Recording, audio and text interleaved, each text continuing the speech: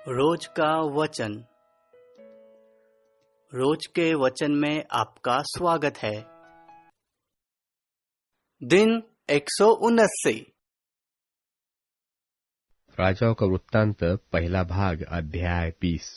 राजाओं का वृत्तांत पहला भाग अध्याय 20। अरामियों पर विजय। और अराम के राजा बेंदद ने अपनी सारी सेना इकट्ठी की और उसके साथ 32 राजा और घोड़े और रथ थे।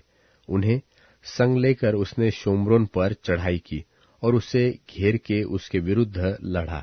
और उसने नगर में इस्राएल के राजा अहाब के पास दूतों को यह कहने के लिए भेजा कि बेंदद तुझसे यो कहता है कि तेरा चांदी सोना मेरा है और तेरी स्त्रियों और लड़के बालों में से जो उत्तम उत्तम है वह भी सब मेरे है। इस्राएल के राजा ने उनके पास कहला भेजा, हे मेरे प्रभु, हे मेरे राजा, तेरे वचन के अनुसार मैं और मेरा जो कुछ है सब तेरा है। उन्हीं दूतों ने फिर आकर कहा, बेंदद तुझसे यो कहता है कि मैंने तेरे पास यह कहला भेजा था कि तुझे अपनी चांदी सोना और स्त्रियां और बालक भी मुझे देने पड़ेंगे, परंतु कल इसी समय मैं अपने कर्मचारियों को तेरे पास भेजूंगा और वे तेरे और तेरे कर्मचारियों के घरों में ढूंढ ढांड करेंगे और तेरी जो मनभावनी वस्तुएं निकाले उन्हें वे अपने अपने हाथ में लेकर आएंगे। तब इस्राएल के राजा ने अपने देश के सब पुरनियों को बुलवाकर कहा, सोच विचार करो कि वह मनुष्य हमारी हानि ही का अभिलाषी है। उसने मुझसे मेरी स्त्रियां बालक चांदी सोना मंगा भेजा है और मैंने इनकार न किया। तब सब पुरनियों ने और सब साधारण लोगों ने उससे कहा, उसकी न सुनना और न मानना। तब राजा ने बेंदद के दूतों से कहा, मेरे प्रभु राजा से मेरी ओर से कहो, जो कुछ तूने पहले अपने दास से चाहा था वह तो मैं करूंगा, परंतु यह मुझसे न होगा। तब बेंदद के दूतों ने जाकर उसे यह उत्तर सुना दिया। तब बेंदद ने अहाब के पास कहला भेजा, यदि शोम्रोन में इतनी धूलि निकले कि मेरे सब पीछे चलनेहारों की मुट्ठी भर कर अट जाए तो देवता मेरे साथ ऐसा ही वरन ऐसे से भी अधिक करे। इस्राएल के राजा ने उत्तर देकर कहा, उससे कहो कि जो हथियार बांधता हो वह उसकी नाई न फूले जो उन्हें उतारता हो। यह वचन सुनते ही वह जो और राजा समेत डेरों में पीक रहा था उसने अपने कर्मचारियों से कहा, पांति बांधो। वह तब उन्हें नगर के विरुद्ध पांति बांधी। तब एक नबी ने इस्राएल के राजा अहाब के पास जाकर कहा, यहोवा तुझसे यो कहता है कि यह बड़ी भीड़ जो तूने देखी है उस सबको मैं आज तेरे हाथ में कर दूंगा। इससे तू जान लेगा कि मैं यहोवा हूं। अहाब ने पूछा, किसके द्वारा? उसने कहा, यहोवा यो कहता है कि प्रदेशों के हाकिमों के सेवकों के द्वारा। फिर उसने पूछा, युद्ध को कौन आरंभ करे? उसने उत्तर दिया, तू ही। तब उसने प्रदेशों के हाकिमों के सेवकों की गिनती ली और वे 232 निकले। और उनके बाद उसने सब इस्राएली लोगों की गिनती ली और वे 7,000 निकले। ये दोपहर को निकल गए। उस समय बेंदद अपने सहायक 32 राजाओं समेत डेरों में दारू पीकर मतवाला हो रहा था। प्रदेशों के हाकिमों के सेवक पहले निकले। तब बेंदद ने दूत भेजे और उन्होंने उससे कहा, शोम्रोन से कुछ मनुष्य निकले आते हैं। उसने कहा, चाहे वे मेल करने को निकले हो चाहे लड़ने को, तो भी उन्हें जीवित ही पकड़ लाओ। तब प्रदेशों के हाकिमों के सेवक और उनके पीछे की सेना के सिपाही नगर से निकले और वे अपने अपने सामने के पुरुषों को मारने लगे और अरामी भागे और इस्राएल ने उनका पीछा किया। और अराम का राजा बेंदद सवारों के संग घोड़ों पर चढ़ा और भागकर बच गया। तब इस्राएल के राजा ने भी निकलकर घोड़ों और रथों को मारा और अरामियों को बड़ी मार से मारा। तब उस नबी ने इस्राएल के राजा के पास जाकर कहा, जाकर लड़ाई के लिए अपने को दृढ़ कर और सचेत होकर सोच कि क्या करना है। क्योंकि नए वर्ष के लगते ही अराम का राजा फिर तुझ पर चढ़ाई करेगा। तब अराम के राजा के कर्मचारियों ने उससे कहा, उन लोगों का देवता पहाड़ी देवता है, इस कारण वे हम पर प्रबल हुए, इसलिए हम उनसे चौरस भूमि पर लड़े तो निश्चय हम उन पर प्रबल हो जाएंगे। और यह भी काम कर, अर्थात सब राजाओं का पद ले ले और उनके स्थान पर सेनापतियों को ठहरा दे। फिर एक और सेना जो तेरी उस सेना के बराबर हो जो नष्ट हो गई है, घोड़े के बदले घोड़ा और रथ के बदले रथ अपने लिए गिन ले। तब हम चौरस भूमि पर उनसे लड़े और निश्चय उन पर प्रबल हो जाएंगे। उनकी यह सम्मति मानकर बेन्हदद ने वैसा ही किया, और नए वर्ष के लगते ही बेन्हदद ने अरामियों को इकट्ठा किया और इस्राएल से लड़ने के लिए अपेक को गया। और इस्राएल भी इकट्ठे किए गए और उनके भोजन की तैयारी हुई। तब वे उनका सामना करने को गए और इस्राएली उनके सामने डेरे लगाकर बकरियों के 2 छोटे झुंड से देख पड़े, परंतु अरामियों से देश भर गया। तब परमेश्वर के उसी जन ने इस्राएल के राजा के पास जाकर कहा, यहोवा यो कहता है, अरामियों ने यह कहा है कि यहोवा पहाड़ी देवता है, परंतु नीची भूमि का नहीं। इस कारण मैं उस बड़ी भीड़ को तेरे हाथ में कर दूंगा। तब तुम्हें बोध हो जाएगा कि मैं यहोवा हूं। और वे 7 दिन आमने सामने डेरे डाले पड़े रहे। तब 7वें दिन युद्ध छिड़ गया और एक दिन में इस्राएलियों ने 1,00,000 अरामी प्यादे मार डाले। जो बच गए वह आपेक को भागकर नगर में घुसे, और वहां उन बचे हुए लोगों में से 27,000 पुरुष शहरपनाह की दीवाल के गिरने से दबकर मर गए। बेन्हदद भी भाग गया और नगर की एक भीतरी कोठरी में गया। तब उसके कर्मचारियों ने उससे कहा, सुन, हमने तो सुना है कि इस्राएल के घराने का राजा दयालु राजा होते हैं, इसलिए हमें कमर में टाट और सिर पर रस्सियां बांधे हुए इस्राएल के राजा के पास जाने दे, संभव है कि वह तेरा प्राण बचा ले। तब वे कमर में टाट और सिर पर रस्सियां बांधकर इस्राएल के राजा के पास जाकर कहने लगे, तेरा दास बेन्हदद तुझसे कहता है, कृपा करके मुझे जीवित रहने दे। राजा ने उत्तर दिया, क्या वह अब तक जीवित है? वह तो मेरा भाई है। उन लोगों ने उसे शुभ शकुन जानकर फुर्ती से बूझ लेने का यत्न किया कि यह उसके मन की बात है कि नहीं, और कहा, हाँ, तेरा भाई बेन्हदद। राजा ने कहा, जाकर उसको ले आओ। तब बेन्हदद उसके पास निकल आया और उसने उसे अपने रथ पर चढ़ा लिया।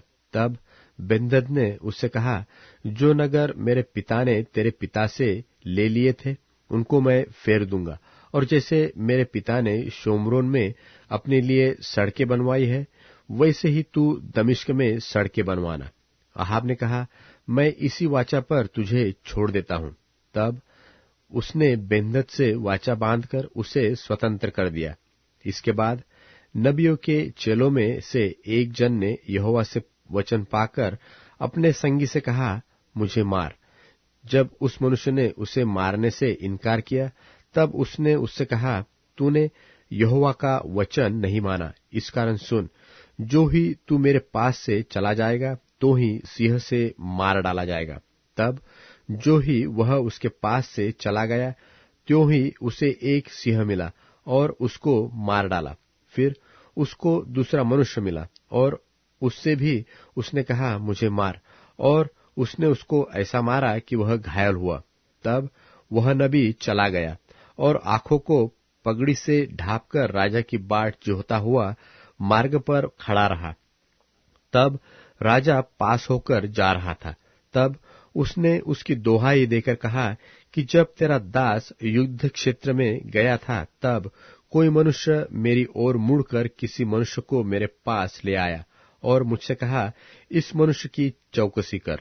यदि यह किसी रीति छूट जाए तो उसके प्राण के बदले तुझे अपना प्राण देना होगा, नहीं तो किक्कार भर चांदी देना। इसके बाद तेरा दास इधर उधर काम में फंस गया फिर वह न मिला। इस्राएल के राजा ने उससे कहा, तेरा ऐसा ही न्याय होगा, तूने आप अपना न्याय किया है। नबी ने झट अपनी आंखों से पगड़ी उठाई। तब इस्राएल के राजा ने उसे पहचान लिया कि वह कोई नबी है। तब उसने राजा से कहा, यहोवा तुझसे यो कहता है, इसलिए कि तूने अपने हाथ से ऐसे एक मनुष्य को जाने दिया, जिससे मैंने सत्यानाश हो जाने को ठहराया था, तुझे उसके प्राण की संति अपना प्राण और उसकी प्रजा की संति अपनी प्रजा देनी पड़ेगी। तब इस्राएल का राजा उदास और अप्रसन्न होकर घर की ओर चला और शोम्रोन को आया।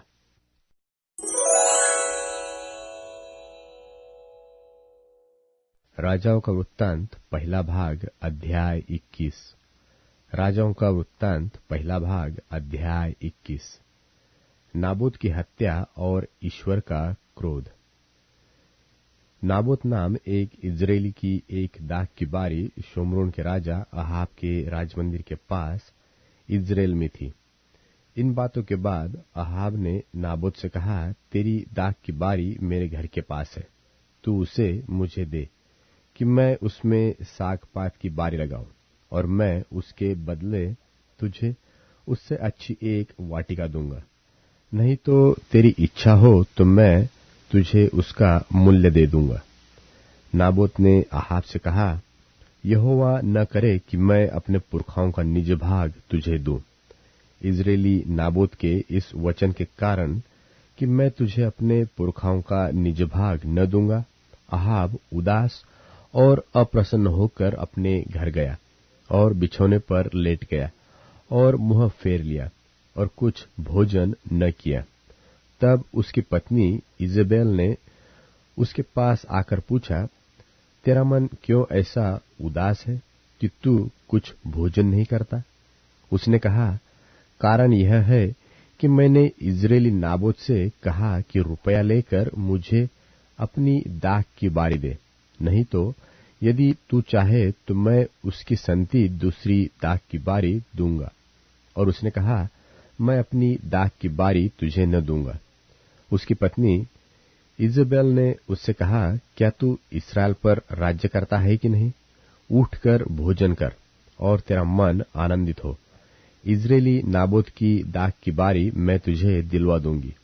तब उसने अहाब के नाम से चिट्ठी लिखकर उसकी अंगूठी की छाप लगाकर उन पुरनियों और रईसों के पास भेज दी, जो उसी नगर में नाबोत के पड़ोस में रहते थे। उस चिट्ठी में उसने यो लिखा कि उपवास का प्रचार करो और नाबोत को लोगों के सामने ऊंचे स्थान पर बैठाना। तब 2 नीच जनों को उसके सामने बैठाना, जो साक्षी देकर उससे कहेंगे, तूने परमेश्वर और राजा दोनों की निंदा की। तब तुम लोग उसे बाहर ले जाकर उसको पत्थरवाह करना कि वह मर जाए। इजेबेल की चिट्ठी में की आज्ञा के अनुसार नगर में रहने वाले पुरनियों और रईसों ने उपवास का प्रचार किया और नाबोत को लोगों के सामने ऊंचे स्थान पर बैठाया। तब 2 नीच जन आकर उसके सन्मुख बैठ गए और उन नीच जनों ने लोगों के सामने नाबोत के विरुद्ध यह साक्षी दी कि नाबोत ने परमेश्वर और राजा दोनों की निंदा की। इस पर उन्होंने उसे नगर से बाहर ले जाकर उसको पत्थरवाह किया और वह मर गया। तब उन्होंने इजेबेल के पास यह कहला भेजा कि नाबोत पत्थरवाह करके मार डाला गया है। यह सुनते ही कि नाबोत पत्थरवाह करके मार डाला गया है, इजेबेल ने अहाब से कहा, उठकर इजरायली नाबोत की दाख की बारी को, जिसे उसने तुझे रुपया लेकर देने से भी इनकार किया था, अपने अधिकार में ले, क्योंकि नाबोत जीवित नहीं परंतु मर गया है। इजरायली नाबोत की मृत्यु का समाचार पाते ही अहाब उसकी दाख की बारी अपने अधिकार में लेने के लिए वहां जाने को उठ खड़ा हुआ। तब यहोवा का यह वचन तिशबी एलिय्याह के पास पहुंचा कि चल, शोम्रोन में रहने वाले इस्राएल के राजा अहाब से मिलने को जा। वह तो नाबोत की दाख की बारी में है, उससे अपने अधिकार में लेने को वो वहां गया है, और उससे यह कहना कि यहोवा यो कहता है कि क्या तूने घात किया और अधिकारी भी बन बैठा।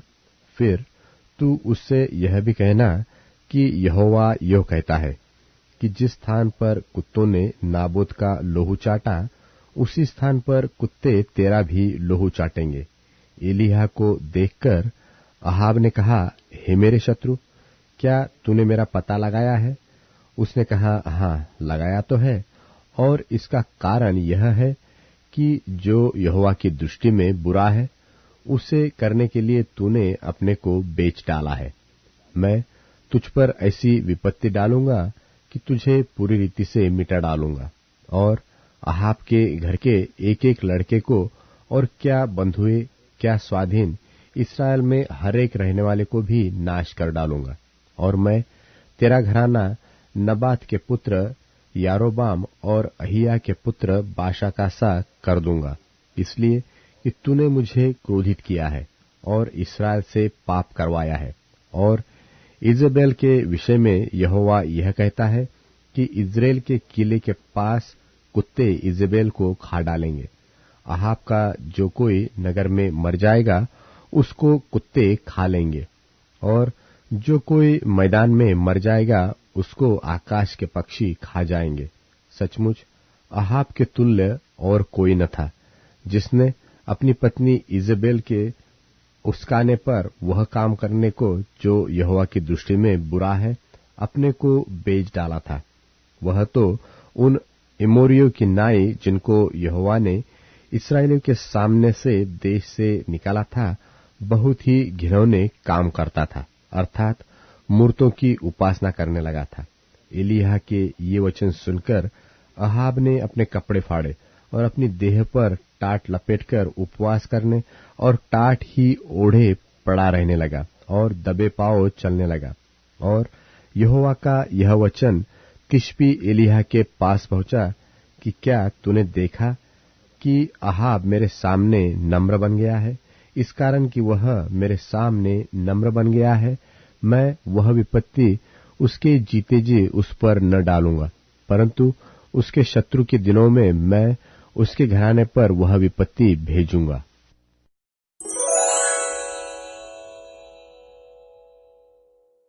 रात में एक दर्शन के माध्यम से यीशु ने पौलुस से बातचीत की।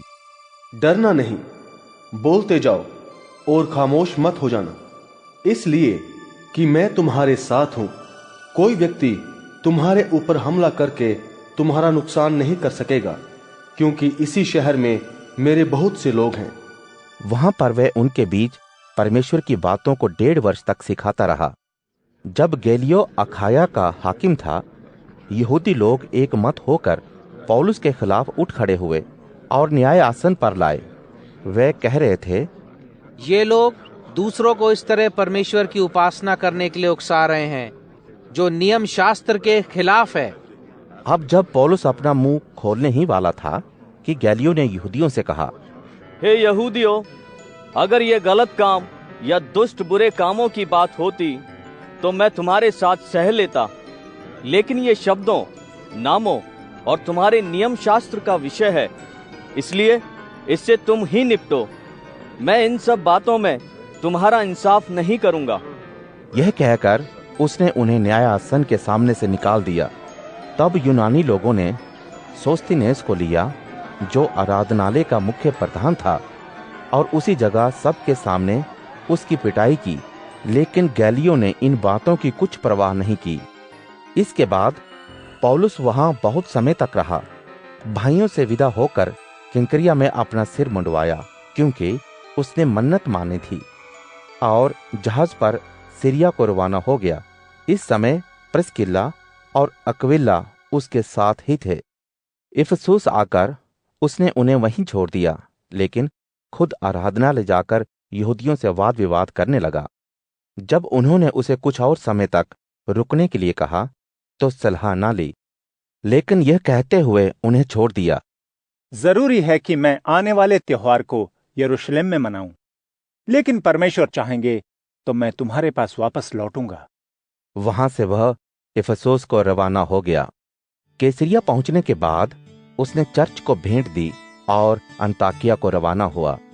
वहां कुछ समय बिताने के बाद वह गलतिया और फ्रिगिया के इलाके में शिष्यों की हिम्मत बढ़ाता गया। अलेक्जेंड्रिया निवासी यहूदी अपोलोस, जो बोलने में योग्य और शास्त्र का अच्छा ज्ञान रखता था, इफिसुस आया। इस व्यक्ति को यीशु के बारे में सिखाया गया था। वह बहुत जोशीला था और सही सही सिखाता था, लेकिन वह सिर्फ यूहन्ना के बपतिस्मे के बारे में ही जानता था। वह आराधनालय में बड़ी हिम्मत से बोलने लगा। तब अक्विला और प्रिस्किल्ला ने उसे सुना। तब परमेश्वर के रास्ते के बारे में उसको और अच्छी तरह सिखाया। जब वे अखाया से गुजरना चाहता था, भाइयों ने शिष्यों पर जोर डालकर कहा कि उसे अपनाएं। जब वे वहां पहुंचा, उसने उन सब की मदद की जिन्होंने अनुग्रह के द्वारा विश्वास किया था। वो बहुत प्रबलता से यहूदियों से तर्क किया करता था, और वो भी सार्वजनिक तरीके से। वो यहूदी शास्त्र में से दिखाता था कि आने वाले मसीह यीशु ही थे।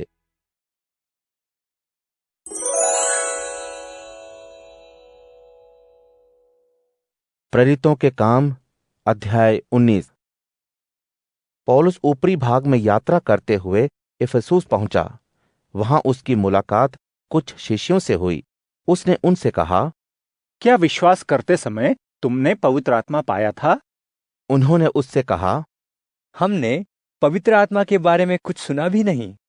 उसने उनसे पूछा, तुमने कौन सा बपतिस्मा लिया? उन्होंने कहा, यूहन्ना का बपतिस्मा। तब पौलुस ने कहा, इसमें कोई शक नहीं है कि यूहन्ना ने तुम्हें मन बदलाव का बपतिस्मा दिया था, लेकिन उसने कहा था कि यीशु मसीह जो आने वाले हैं, उन्हीं पर तुम्हें विश्वास होना चाहिए। यह सुनने के बाद उन्हें प्रभु यीशु के नाम से बपतिस्मा दिया गया।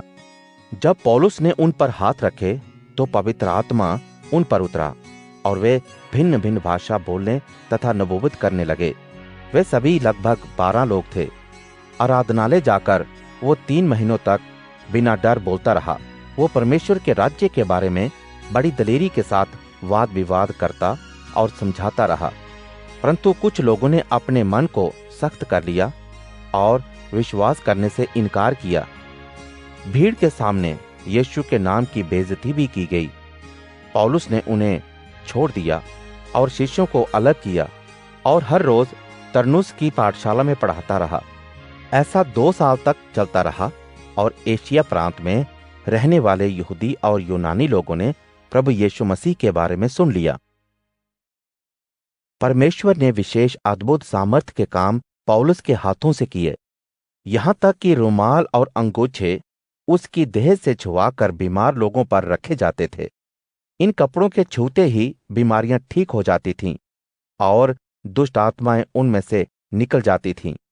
कुछ यहूदी झाड़ फूंक करके दुष्ट आत्माओं को निकाला करते थे। वे यीशु के नाम का इस्तेमाल करके दुष्ट आत्मा ग्रसित की तरफ देखकर कहते थे, जिस यीशु का संदेश पौलुस देता है, उन्हीं के नाम से हम तुम्हें आज्ञा देते हैं।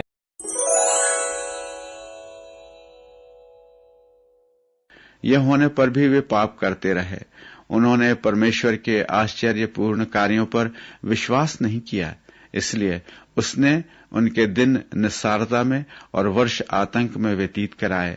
जब परमेश्वर ने उन्हें मारा, तब उन्होंने उसकी खोज की और पश्चाताप कर उसको ढूंढने लगे। उन्होंने स्मरण किया कि परमेश्वर ही उनकी चट्टान है, सर्वोच्च परमेश्वर उनका उद्धारक है। किंतु उन्होंने अपने मुंह से उसको धोखा दिया। वे उससे झूठ बोले, क्योंकि परमेश्वर के प्रति उनका हृदय स्थिर न था और उसकी वाचा के प्रति वे सच्चे न थे। परंतु परमेश्वर दयालु है, वह विनाश नहीं करता, वरन वह अधर्म को ढांपता है। उसने बार बार अपने क्रोध को लौटा लिया और अपने रोष को पुनः भड़कने नहीं दिया। उसको स्मरण था कि ये तो प्राणी मात्र हैं, पवन के सदृश हैं जो जाकर लौटता नहीं।